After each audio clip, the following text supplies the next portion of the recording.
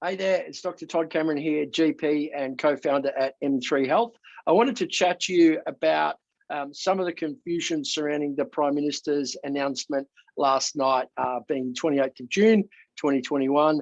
The challenge has been that the announcement confused and surprised a lot of people. The announcement, of course, being that AstraZeneca is now available for all age groups 16 and above. And I just want to try and give some context to that. What I'm going to do is get to a screen share here and just put my iPad up so I can use government documentation for this, and also just walk you through where we're at currently with the vaccine rollout in Australia. So you'll know the current circumstances around eligibility, and there've been a lot of changes. So this is really confusing for people, and I hope that we get to simplify this. My intent for this video is just to simplify where we're at. So the newly eligible groups, adults 40 to 49, you can read here, Aboriginal and Torres Strait Islander peoples 16 to 49, also NDIS participants 16 and over, carers of NDIS participants that are any age, temporary visa holders and aged under 15 years who are currently in Australia have been approved for return travel to Australia through the travel exemption process. So make sure those people are safe. And the ones that have already been eligible all the way from the beginning, adults 50 and over, quarantine and border workers, healthcare workers, aged care and disability care residents and staff, of course, people aged 16 and over, an underlying medical condition or significant disability, critical and high-risk workers, including defence, police, fire, emergency services and meat processing, which of course is high risk. The remaining cohorts that are not yet allocated for receiving any vaccines are all adults aged 16 to 39, and children under 16 is pending TGA approval and a target recommendation, so that will follow in time. However, that 16 to 39 group can now receive the AZ vaccine, AstraZeneca, and all of the other groups can now receive AZ. Now, this may seem like this advice is confusing in the context of advice given just 2 weeks ago, saying that AZ, the cutoff age would now be 60 and above, and the recommendation was for those 59 to 40 to receive the Pfizer Comirnaty BioNTech vaccine. I just want to explain why that has changed. And the reason is really simple. The spread of the Delta variant in our community changes the risk and reward profile.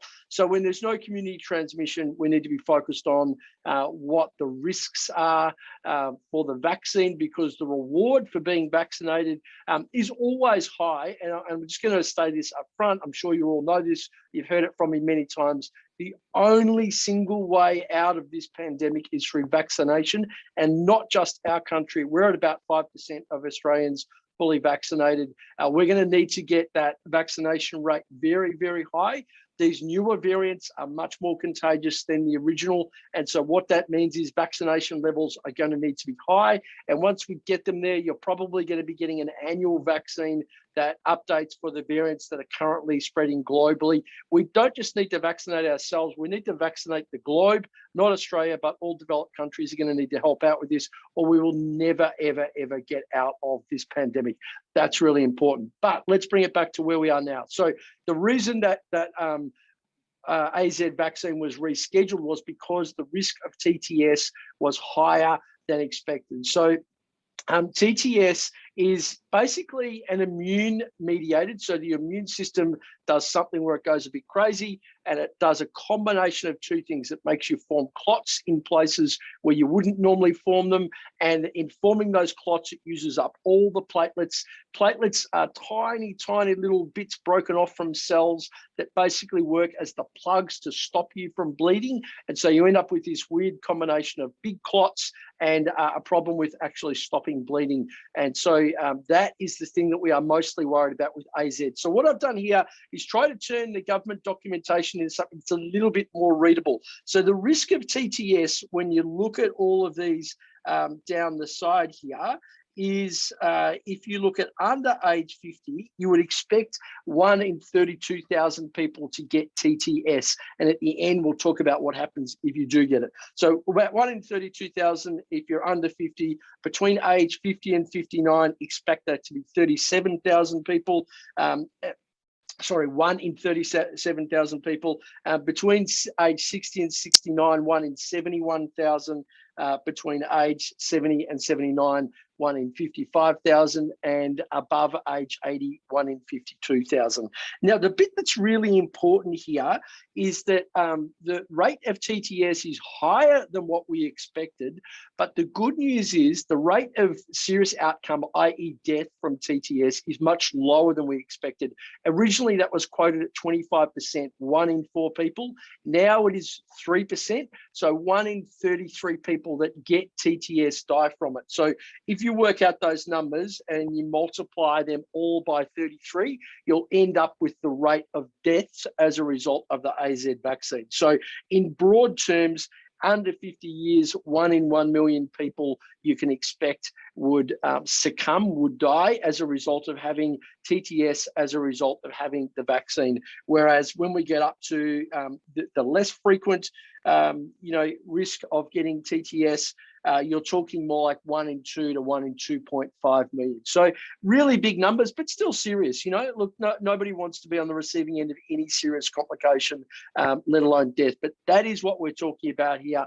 With the spread of COVID, it does mean that the risk of you being harmed by COVID, which is all we're preventing you from getting here with the vaccine. So, often we hear people talking about the risk of getting struck by lightning or run over by a car, whatever. It doesn't matter. Nobody is thinking, I'm going to get struck by lightning or get the COVID vaccine. You are literally thinking, I'm going to get the COVID vaccine because I do not want to get COVID.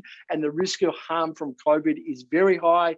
3% it was in the big wave in Melbourne. And so that's the case fatality rate. So it means that, in that million people where we talked about the worst possible scenario in under 50s, around about 1 in a million people actually ending up getting a problem with death as a result of the AZ vaccine, you can expect 30,000 people to die thereabouts if there was widespread COVID. So that is the reason that the risk is now reframed, with the reward being as it is. So that is the risk of TTS for those different groups, what portion it is of people that will likely get this.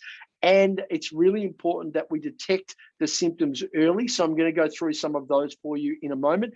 If we detect it earlier, we are now more easily able to treat it. And actually, Australia has been a world leader in this space. So the last thing I'm going to go through here is who shouldn't have the AZ vaccine, and that's really important. So people often get a bit confused here and think that any history of clotting means you cannot have AZ. We're looking for really, really unusual and rare types of immune mediated. So your own immune system causing the clots.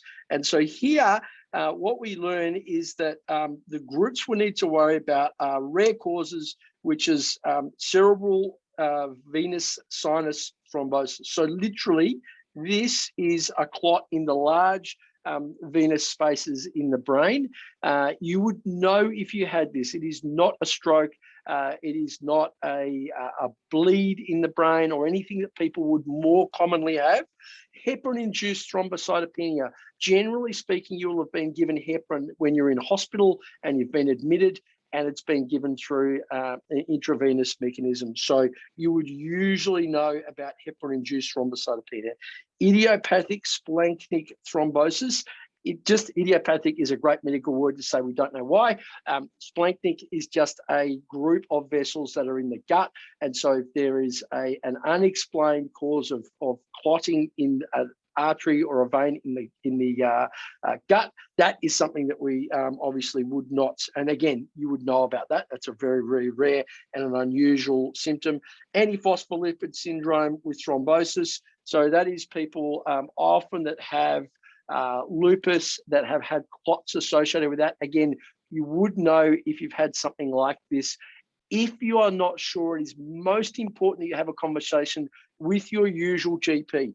All of the most common causes of clotting are actually not those people are not at increased risk of these complications from the AZ vaccine, we believe. So that includes things like deep venous thrombosis, common problem that occurs after long haul flights. Remember, we used to do that kind of stuff.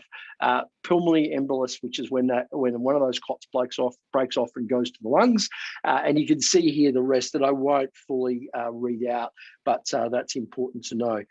Now, the thing that I wanted to go through with you here too was that the adjustments to the advice that came out as a result of the Prime Minister's talk last night. So now, whilst it was Pfizer was the preferred vaccine for 16 to 60, that still is the case. However, having access to that is an issue, and because we don't have access to it, then it means that you can't get vaccinated basically, and that group 16 to 39 doesn't currently have access to vaccine. That's probably going to arrive September, October.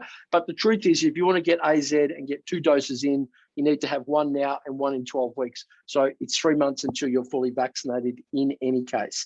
And so you can see here the new guidelines. The benefit of vaccination preventing COVID-19 is clear, and it is the risk of TTS that was around the recommendation to make it 60 and above. Now with Delta variants being spread in the community, the benefits are much, much more clear. And here, no, okay, that's fine. I don't think there's anything else there that we need to worry about. And the last bit I wanted to walk through with you is the symptoms of TTS. So you've had your AZ vaccine.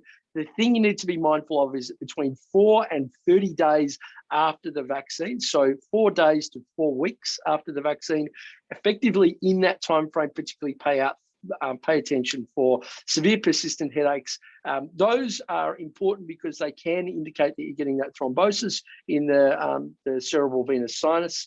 And so if you notice that you have headaches that are an unusual nature or quality for you, they do not respond to simple analgesia, paracetamol, ibuprofen, etc. Or if they're anything weird, just get it checked out. Neurological symptoms. Now, again, these would need to be persistent symptoms, but blurred vision or difficulty with speech, drowsiness, seizures are kind of obvious. I'm tipping that you wouldn't have a seizure and just keep it to yourself. A shortness of breath or chest pain, which can indicate that there are clots in the lungs. Swollen leg, which can indicate formation of a clot, like a DVT, so swollen or painful leg. And persistent abdominal pain is really all about that splanchnic vessel we were talking about. If you were to get that, then it would be really persistent and severe abdominal pain, not the odd bellyache, and tiny blood spots under the skin. So here what they're talking about, it looks a lot like if you do a hickey, those little tiny dots you get around areas where you've sucked blood through. Now that is because there's a lack of platelets, and that causes a certain type of bruising to the skin called petechiae. If you notice anything like that, anything weird or unusual like this, just make sure you have a conversation with your GP. And if your GP is not available, this is an appropriate thing to present to the emergency department with. I hope that's been useful. What we want to do is get as many Australians fully vaccinated as we can. With the recent super spreader event, with 30 people at an event, 6 people, there are only 6 people that were not infected at this stage, and those 6 people were all immunised. All of the rest, the other 24, were not immunised and were able to get the Delta variant after one big dinner party. So that just tells you that we're dealing with really serious issues here, and we want to make sure that we give Australia the best chance to get out the other side of this pandemic as best we can. So that means all of us rolling our sleeve up, getting that immunisation as soon as we can. And you can now have AZ at any age. You do have to acknowledge and accept the risk, and that is important because it needs to be a personal decision. It cannot be made by somebody else. Cheers. I've been Todd Cameron. I hope this has been useful. Bye.